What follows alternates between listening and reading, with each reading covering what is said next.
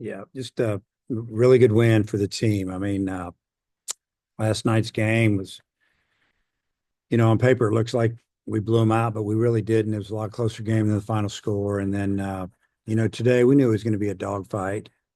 Got out to a quick 2-run lead, and we left some runners out there. We couldn't get that, or we didn't get that big 2-out hit that could have doubled our lead, and or even just extended it. And you kind of felt that they were going to creep back in it, and they did. And uh, just a very well played game by both teams. There were a couple little errors that, the big one there in the 10th by them. That ball was hit extremely hard that we took advantage of. And, they scored when that ball got off the center fielder's glove, and then he kind of kicked it. But just really well pitched, and both teams pitched extremely well. I think we walked a couple, they walked three, or vice versa. And yeah, feel good winning the series here. Have a chance to win all three at Vandy.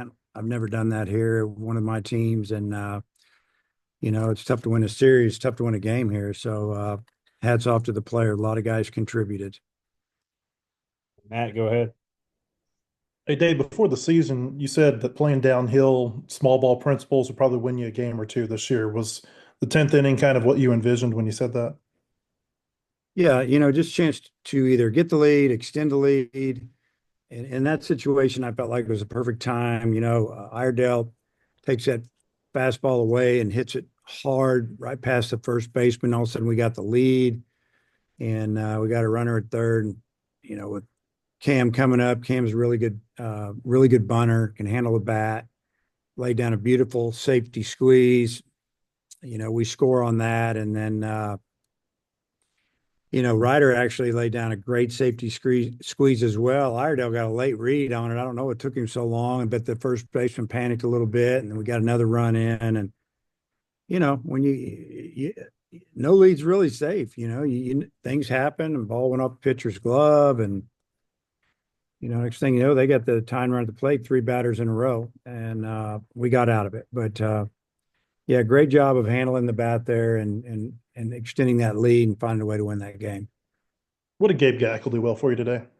Pretty much everything. I mean, we didn't score enough runs for him. I mean, he did his part, and he got up to 90 pitches, and it was time to get him out of there. But he threw everything for a strike. All of his pitches for a strike. Went through the lineup, what, two and a half, three times, and gave us every opportunity to get into that game a little bit and see what we needed to do. And yeah, he looked really good. And then you think about the things that happen in games that lead up to the one you're playing. Being able to get Aiden out last night and be able to bring him back in, how big was that for you?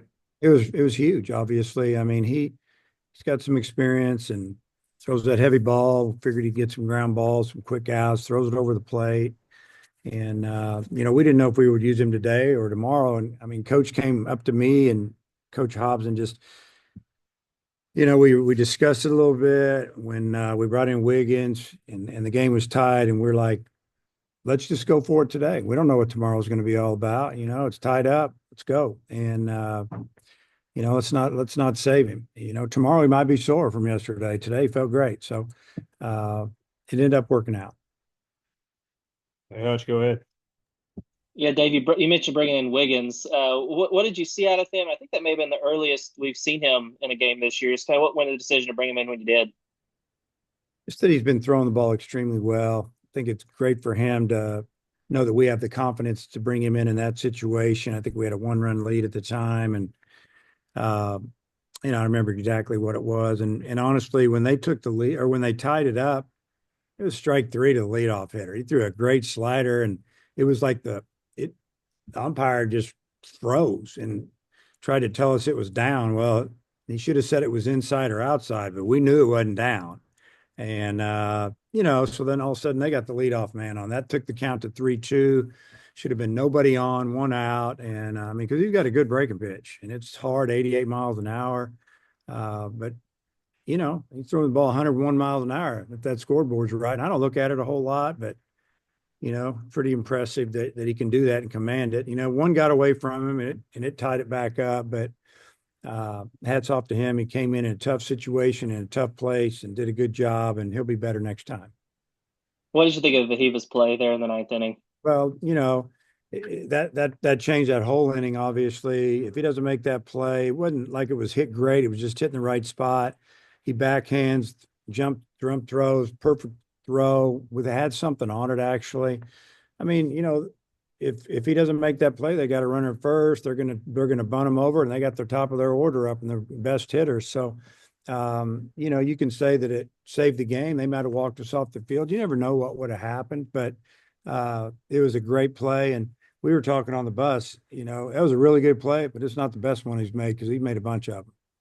Yeah, he's made a ton of really good plays this year. Did you know that when you recruited him, from Sac State, that he had this defensive potential in him? All I'd seen was a little bit of video. We didn't know. We knew he was going to be a solid fielder. We just thought he was going to be a good hitter as well. Yeah, and credit to him, he's athletic and he has a lot of skills, but he works extremely hard and he's very confident. He takes care of himself. He's dedicated, and he's made himself into a really, really good shortstop. Jackson, go ahead. Hey Dave, you mentioned Brent Single there in the 10th. First pitch, doesn't try and do too much, just kind of, hits it through the right side. I mean, is that a mature at bat there from your vantage point, just not trying to do too much and, getting the run in? I think so. I think good scouting report. Left-hander's going to first off he's got some run on that fastball, so it's going to run away from the right-handed hitters. Just look for something out over the plate and drive it the other way, and that's exactly what he got, and that's exactly what he did. And first baseman's holding the runner on, left that hole open, and there you go. We got the lead.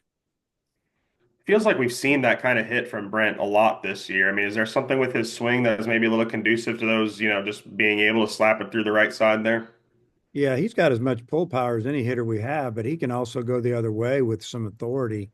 He's hit some backside home runs and gotten some hits the other way. He's got a swing that's short and, he can handle it and he can hit it where it's pitched, and that's what he did.